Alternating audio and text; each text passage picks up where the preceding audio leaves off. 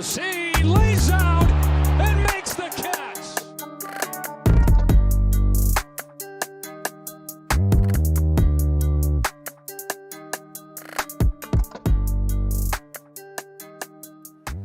Hello, everybody.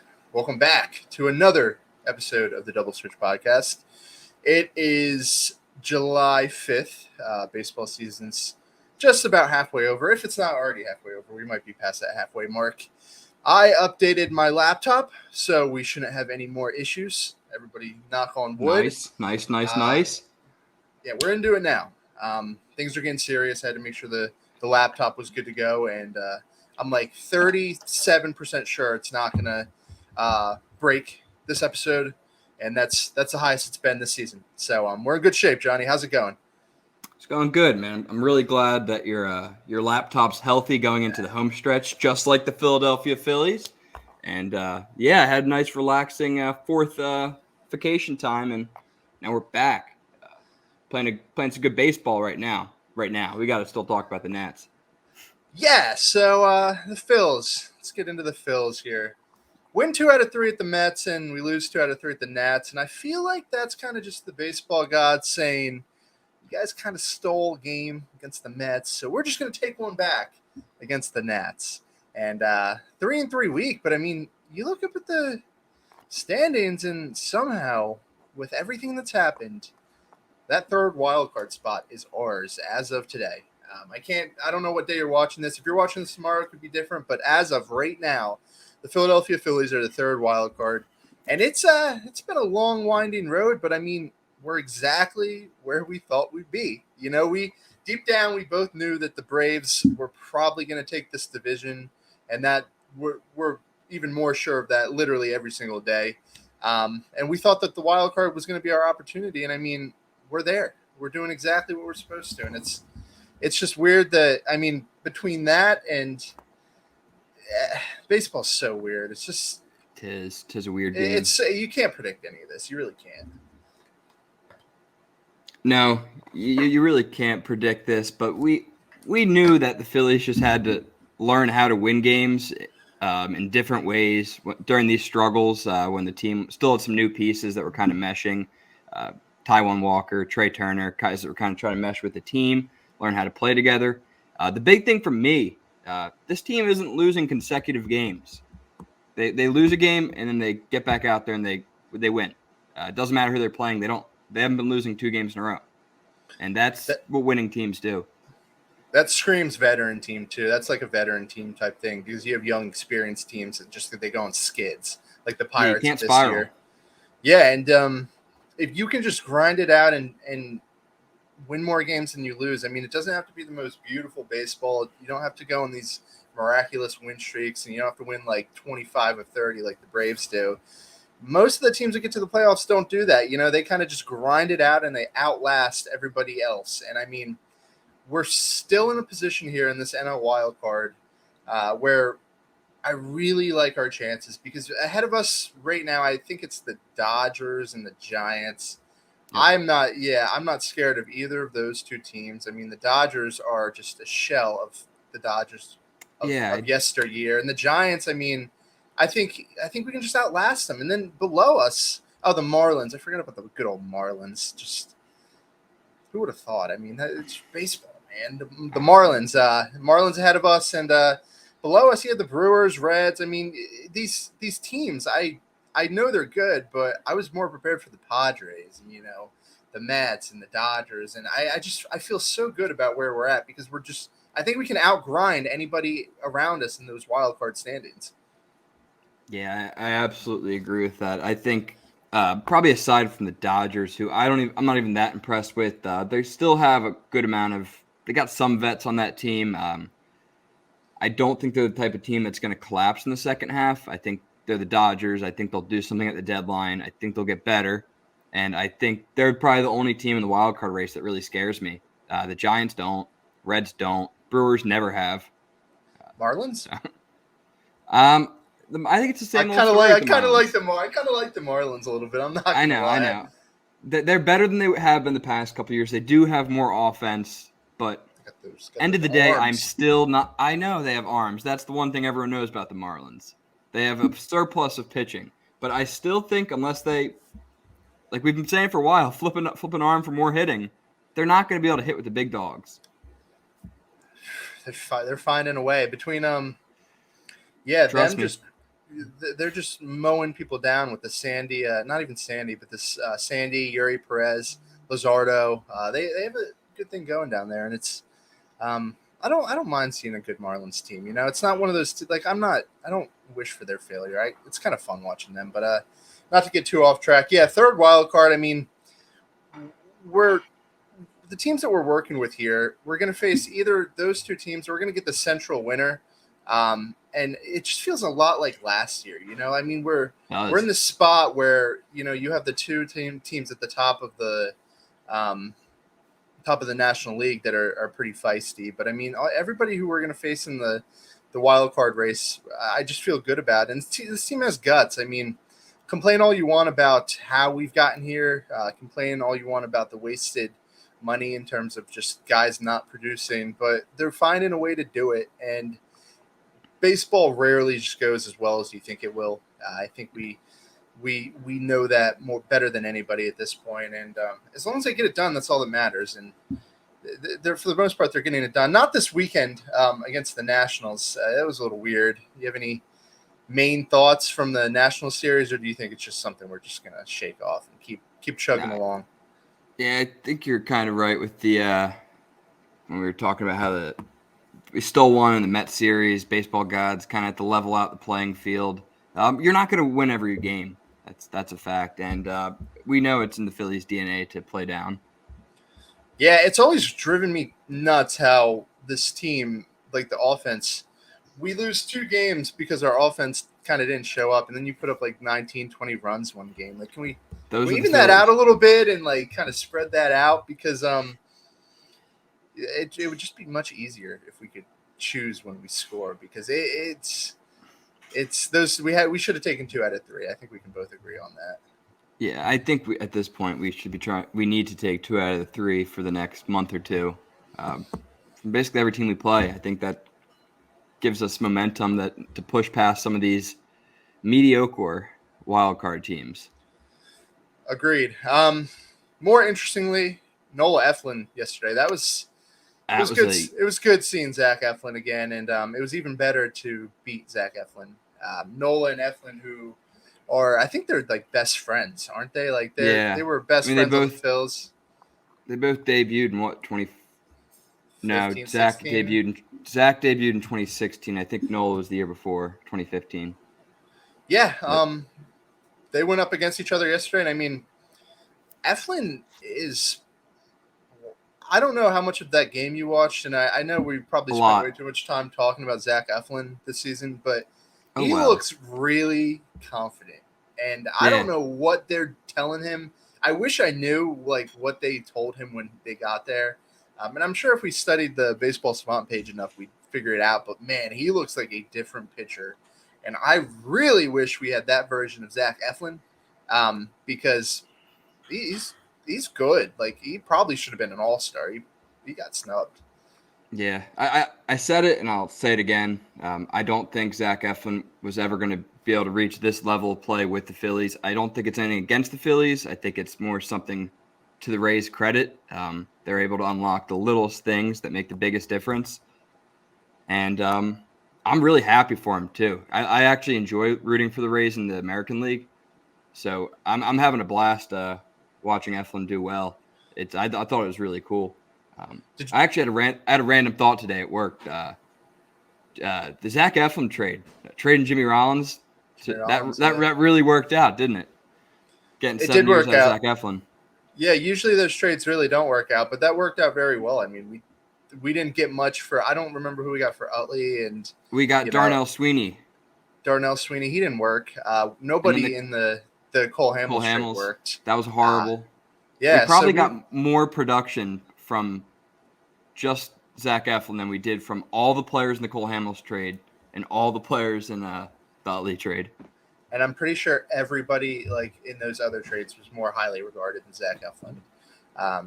But no, you're right. I like rooting for Zach Eflin, and so Did you think that he had this type of ceiling? Just out of curiosity, like what did you think they would do to him? Because I thought they would turn him into like a serviceable high threes kind of innings eater type pitcher, and I thought they'd be able to keep him healthy somehow. But I didn't think they could unlock this. Did you think this was in there? Sort of. Did you? Yeah, I mean, I didn't think like, all right. So my whole issue with Eflin has always been health. Yeah. That's why I thought it wasn't going to be a good investment for us at the time. I just thought we'd be giving a guy a multi-year deal to pitch a third of each season. But we saw some of the flashes when he was with the Phillies. I mean, he's always had great movement on the ball, and he's tall. It makes it look easy. Yeah, he makes it look easy. Great command. I guess probably not this ceiling, but not far from it. He's definitely exceeded my expectations with the Rays. Yeah, he looked terrific. But Aaron Nola looked even better, and it continues to be a season of just ups and downs. But I think he's almost there. The stuff looked as good as I can honestly remember. It might have been the best stuff he's had this season yesterday against a Rays team that is probably the first or second best team in the league. I think he's almost there, and I think that I don't know what it is, but I do. The home runs. Why is he giving up so much home runs? Because it sounds really easy, doesn't it? Like just the pitches that are getting hit out of the park, just don't throw them. Like there's an approach to Aaron Nola that other teams kind of know that he doesn't seem to know. Like what is happening? His mistakes just happen to be curveballs that usually get hung. So you think it's just curveball control? Is it late in the count, early in the count? Are they jumping on the curveball? No, I actually wasn't. I thought you were going to say, I don't know why Aaron Nola starts pitching well sometimes. I had an answer to that. I certainly don't have an answer why he lets up home runs. And honestly, I don't really care. I think he's going to fix it. I'm going to stick by the guy. I think we should extend him, re-sign him. I don't know what we're waiting for. Man, real bold. That's just a real bold take there. You really went out. I still never want to see Aaron Nola in a different uniform ever. Yeah, no. I'm not worried about Aaron Nola. I am concerned that the home runs aren't going to suppress this year, which is kind of annoying because at any point in the game, you know what can happen. He can implode. But it's just sometimes you just got to take it as it is. You shouldn't be upset at this version of Aaron Nola. You should kind of just accept it because he's still a very good pitcher, and he's going to have games like yesterday where he can just win us a game like that. You know, he can go out there and take control of the game against anybody in the league. I mean, last year he almost no-hit the Astros in October, in late September, and he carves up the Rays here, and I'm pretty sure he's probably going to give up like 10 runs against the Nationals on Sunday just to kind of even it out. But it's it works for him, and he brings much more good than bad, and no, it was good seeing the stuff kind of tick up yesterday because that's the key, I think the big difference. I mean, did you watch? Yeah, I watched most of it. Yeah, I just feel like when he's pitching like those dominant type outings, he has a more like vertical presence to his pitches, like throwing the curveball a little more up, and the arm slot doesn't hang low as much. I feel like when his curveball is not as good, it turns into like more of a slider. And he relies on that cutter a ton, like when he's not really on. And I feel like he was just hammering his four-seam fastball and his curveball like confidently. He didn't throw a cutter till the 6th inning.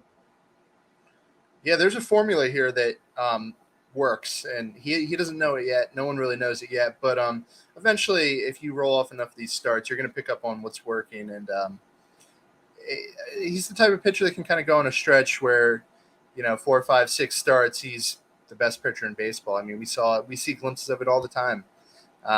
So I think just let him do what he has to do, and we'll look at the season stats at the end of the year, and that'll be that. But I don't want to get too far into this episode without kind of bringing up the main thing here. All-Star Game Tuesday, and I mean, if I would have told you last year after the World Series, after the season ended, that the Phillies would have one All-Star. They would have one All-Star on this team, and it would be Nick Castellanos. What would you have said to me? Well, I would say the All-Star game is stupid. Who cares? But then I would say, whoa, Nick Castellanos had a bounce-back year? Hell yeah. It's just crazy Honestly, that gotta there's tip the one. cap to the guy. Yeah, just one All-Star, and it's him. Like it's not even like we have a couple. It's just the one guy who was a disaster last year is the only guy this year who was worthy of an All-Star bid. And yeah, what he's been able to do, it's not even so like the hitting ability. It's just the mental fortitude that he has to just put all of that behind him. You probably deal with it like sometimes too. You got to put stuff behind you, and it's not easy. And when the stakes are so high, when you're doing this in front of millions and millions of people, and you're getting paid millions and millions of dollars, the stakes are just so much higher, and it's probably a bajillion times harder than anything you and I have to do. But to be able to just put it behind you like that, and just he did a hard reset on his entire game. And he looks completely different, both mentally and physically. He looks like a commanding presence in the box. He looks like he thinks he's the best hitter on the team. And he looks like he deserves what we gave him. He looks like $100 million player. And it's so impressive. I mean, you could write a book on what he's been able to do. And I feel good about the contract, and I feel good about his outlook for the foreseeable future, which is not something I was expecting to say in July of this year. No, there can't be a hater, Castellanos hater in this room. What he did with this fan base, how brutal we can be to players that get money and don't do much the first year. I mean, he became a better defender in the offseason. He got right back to how he knows how to hit. Cannot ask anything more of him, and it seems like he's beloved in the clubhouse. So. Yeah, no, I'm looking forward to seeing him play in the game next Tuesday. I'm looking forward to Liam sitting on the sideline in the home run derby. Oh, yeah, that'll be fun. His kid's always a good presence. Any snubs you think? You think the Phils have any worthy guys that are not going to Seattle? I would like to see. I think Stotty should have got a look. But, yeah, Bryson Stott. Yeah, that's an interesting one. Stott has been a really good big league player this year. I mean, it's very borderline all-star. I mean, obviously doesn't have the same pop but who plays second base and does these days? No, you're right. He's a prototypical second baseman, and he's if you think about second base, you got Ketel Marte, who's probably going to get a injury replacement over him. I get that. Maybe Jonathan India too, but no, he's got an interesting case. Do you think Rob Thompson's going to pick any of his guys as injury replacements, or what is it, coach's pick? I think he gets picks, right? I think so, yeah. Do you think he's going to pick anybody? I think Stott could be a pick. I don't really think Harper deserves it this year. I think you can't give it to You can't give it to JT this year. No, you can't give it to JT. You can't. Schwarber's batting 170. Trey Turner's. I don't think anyone but Bryson Stott would deserve a nod. I could see an argument for Kimbrel. I don't know how far his ERA's gone down, though. I know he was reliever of the month, which also another shout out to Craig Kimbrel for reliever of the month. And I owe Craig Kimbrel, you owe Craig Kimbrel an apology because we were not nice to Craig Kimbrel. And I think we said some not nice things about his presence on the team. I actually have two. I have two apologies. I'll go first. Yes. Yeah, let me go. Let me go. The second one, yes. All right, Craig Kimbrel. I didn't think your velo was going to stay as high as it was. Speak up. They can't hear you. I didn't think you could throw this hard. I've been proven very wrong. Keep doing your thing, Craig. Actually, you turned out to be a great Philly. I think I just didn't like you because you're on the Braves when I was a kid. And then my second one was honestly more joking because I was a little bit angry last episode. I did fall into the comparing Alec Bohm to Maikel Franco. I completely eat that. Bohm still rakes. and I still think Bohm can be an all-star caliber player. I think he can still be elite. I don't know why I turned on last week. I think I was just cranky. Yeah, so I second your apology to Craig Kimbrell. I thought he was washed, and I was mad that we signed him, and I should not have been mad. He's actually our best reliever right now, which is just wacky, considering we have like a bunch of younger guys who throw harder and have nastier stuff. But the guy knows how to pitch, and he's been doing it for a long time. Sure did. And he still knows how to do it, which is pretty impressive. I think his ERA might be too high to get an all-star nod because he did get pretty beat up earlier in the season. Yeah. So I don't know about that. And to your second point, Alec Bohm, I was listening to the High Hopes podcast today, and they brought up a really interesting point, and I agree. Us as fans, you and I, we have absolutely no idea what kind of player Alec Bohm is going to be. And he's 26, 27 now, and we just like I could ask you what like is Alec Bohm going to be when he's like a 30-year-old player, and there's such a large range of outcomes, and like at a certain point we're going to have to like get a definitive answer because like he's going back and forth between a big time pop hitter. Like you can see when his swing is trending in that direction.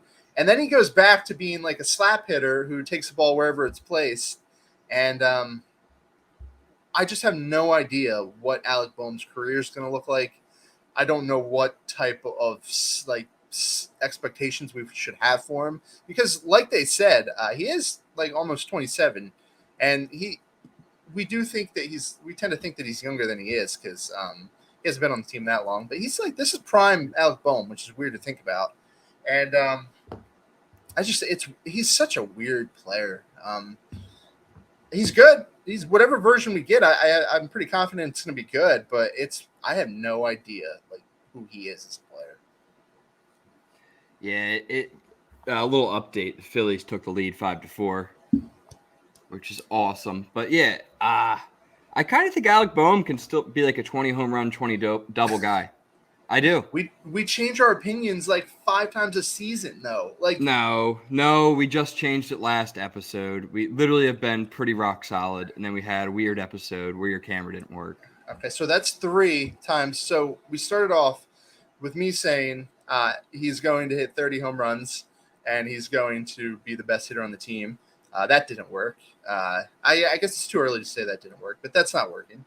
And then we went to you saying that you'd rather have Maikel Franco at third base or something. I did not say that. Something along those lines. You're putting words in my mouth. Yeah, you said. I said that I saw the comparison. We should drop Alec Bohm and we should add Maikel Franco dude. or something. I don't remember what you said. Fake news. And then now you're saying that he's like a 2020 or 20-25 homer player with like a high average. You don't think Alec Bohm can hit 11 home runs in the second half? Oh, absolutely. But I thought he could hit 30 home runs. So if I thought he could do that, I can definitely think he can do 20.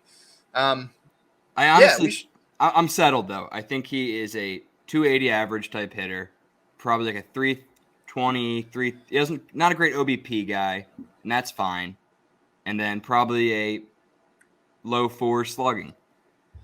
So what's going to happen? I'll tell you what's going to happen is he's going to hit like 2 home runs in July, maybe like 2 more in August, and then he's going to hit like 8 in September, and we're just going to be even more confused. And then he's probably going to hit like 12 next year.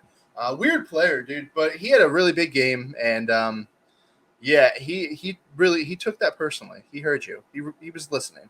Hey, it wasn't just me. A couple of us were getting a little discouraged, but. No, I think we just all have high expectations for him, and we all love him. So love Alec Bohm. It's nothing against him. We just want him to be great. Like that's the thing. I mean, like I want Bohm to be on this team for like as long as Bryce and Trey are. Like I want him to be good enough to stay on this team. And if he's not, like the nature of baseball is he will get traded for someone with more potential. I do. I want Alec Bohm to be the guy. I want him to be the guy teams are scared of. You know? Yeah. A big old dude, long hair from Wichita. I mean, it's just can't beat it. It's baseball. Yeah, no, I hear you there. Speaking of home runs, um, Darick Hall is back. It's a nice bat here. Um, are you excited? Darick Hall is back, and does this change anything in terms of like what you kind of think this team needs? Do you think he's going to fill a hole here? Do you think that he's going to kind of satisfy that need that we have right now for some pop? We are so desperate for home runs. We're paying like $250 million for. We're like 21st in the league in home runs. He has pop, and he plays first base, which we've had a little hole there. Cody Clemens was ice cold. Darick Hall is back, and yeah, how you feel? Well, I guess I've never been the highest or the lowest on Darick Hall. Uh, I think the one thing everyone's like, long ball Hall's back, like the pop's back in the lineup. Like what else is back? The holes in the swing, the strikeouts, the constant strikeouts. Um, yeah, I don't think this is going to really move the needle at all. Quadruple A. So what are you expecting exactly? Just big pop against righties, but unusable against Yeah, I lefties. would expect them to platoon him and Bohm at first, and then use Sosa and Harrison over there at third on the days that Bohm's. Oh, I thought you said platoon Bohm. No. Just Yeah, no, I Bohm see what gets you're to play saying. all the time. Yeah, I see what you're saying there. At least he's a strong side platoon, and he's not a righty. Yeah, Because he's going to get a majority of that bats. And if he comes out swinging like he kind of did last year, it'll help, and it's going to make us ask some tough questions in a couple of weeks because he showed up just in time to give us like enough. We're giving him enough time to kind of give us an answer of what he can do. You know, he has 2 or 3 weeks here where he's going to show us whether he's the guy or whether we need another bat. And in a perfect world, he can come in and kind of produce against righties 75% of the time, and we can kind of make do with Sosa and Harrison is getting quarter of the at bats. But I don't think things ever go smoothly as you hope, and I think the most realistic outcome is the home runs come in bunches, and he's a big bopper off the bench who is scary to face for a right-handed reliever late in games when we're down like three. But no, it's going to be interesting to watch that develop over the next couple of weeks. Josh, why aren't we utilizing a red hot Jake Cave who's been red hot for like so long and like does have big league success, like has proven he can hit some big league pitching, unlike Cody Clemens and Darick Hall. Wouldn't we take a guy like Jake Cave on the bench right now over Josh Harrison, over Darick Hall, over Cody Clemens? Why is he the one still in AAA? Well, my first question is, can he play first base? I mean, if Bryce Harper can learn, why can't Jake Cave learn? That's true. That's a good point. That would be my first reason. Uh, is he a righty? I don't even know. Does he throw righty? I don't know. No, I believe he's lefty. Yeah, you see that's a problem because we kind of need infield depth, especially like around the corners. Harrison and Sosa can both play up the middle, shortstop, second base, third base. I mean, those two have to be there. You can't just have one of those guys. Why not? Pache's got the fourth outfield spot. So I guess the argument is between Cave or Darick Hall, right? Because we only have one bench spot. And then, I mean, Jake Cave, where are you going to find at bats for Jake Cave? Because Marsh is a lefty. Whenever Marsh has to play, or whenever a righty's pitching, Marsh has to play. If there's a lefty, you're not going to start Jake Cave. Jake Cave is not starting over Nick Castellanos. Schwarber gets all his at-bats. Harper's got the DH spot. There's no at-bats for Jake Cave. Zero. Yeah, unless Jake Cave has ever played first base, it would be a tough squeeze. But, man, I would like to see like that bat in the lineup right now, the way he's hitting the ball down there, and has been for a bit. It seems like he made some tweaks.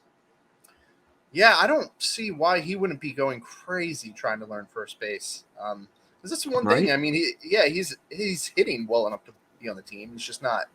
He doesn't play the right position. I mean, Brandon Marsh has the same profile. I mean, you sit Brandon Marsh against tough lefties, and who are you going to play? You're not going to play Jake Cave, who's also a lefty. So that's the reason. I think that we will see Jake Cave again. Eventually, I think he's going to hit his way into a role. I don't know what it's going to look like. Maybe when Bryce kind of gets out of the DH spot, and we need to give some outfielders some days off, we can get him in one of the corners. But now I hear you. It's tough seeing someone rake down there and not having a spot. Yeah, because even if he was on the big league roster and doing well, then we could even throw him in as trade bait, as part of a deal, not the centerpiece. Jake Cave is not a centerpiece of any trade deal at this point in his career. But I mean, playoff team, if we I don't know, it's interesting. No, it's something to think about, we'll watch that play out, and we're also watching Bryce in his first base.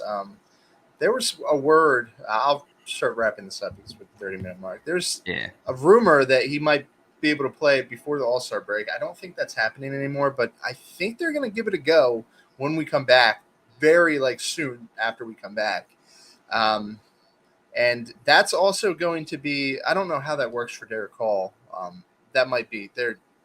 Darick Hall might just be out of the picture at that point.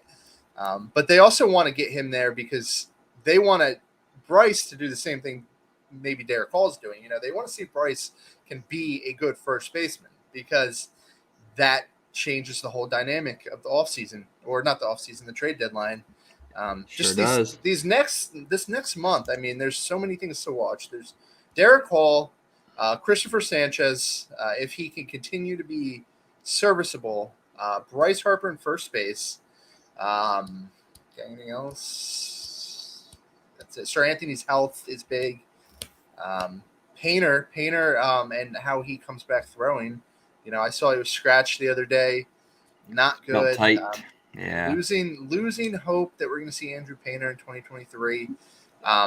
Something to watch. Wondering where the hell Griff McGarry is, but I don't need to vent about that right now. Yeah, 4 or 5 big storylines here, and we'll have more answers. Just every day we get closer to the trade deadline, we're gonna have more answers. Yeah. Things are gonna start getting fun now. I know the first half isn't always the most fun because everyone wants to be winning and be where they think the Phillies should be at, but the second half, I mean, Phillies, whether you believe it or not, are in a much better place, and they're rolling. And they could add a complimentary piece. Probably not a big piece. I don't see any big pieces coming in, but could be in a really good spot in this home stretch. And I think it's going to be another fun home stretch for us to shoot the shit about. Yeah, and one last point. I saw an article today that said that Cardinals are not moving Paul Goldschmidt under any circumstance. I'm sure they're going to say that, but I actually kind of believe them. I don't think they're trading Paul Goldschmidt. And I also saw another article a couple days ago that Andrew McCutchen doesn't want to be traded. So if you're listening and you've ever expressed interest in those two, you should probably just find a new target because I don't think you should probably actually watch baseball too. Yeah, you should probably just. We should probably just call the Angels and ask for Ohtani or something. I mean, because maybe we could trade Nola straight up for Ohtani. Yeah, I mean, can't rule anything out nowadays, especially on Twitter.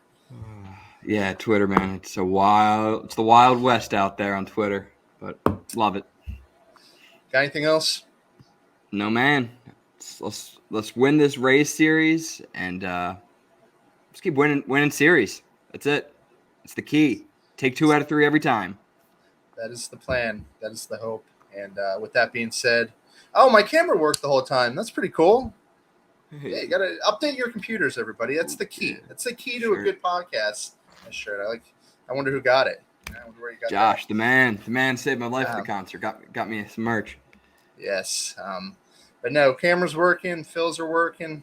Life is good. And we will be back soon with our trade deadline preview. We were supposed to do this episode, but we forgot. Yeah, I think we can. Next episode. Get a little closer to the deadline. Sounds like a plan.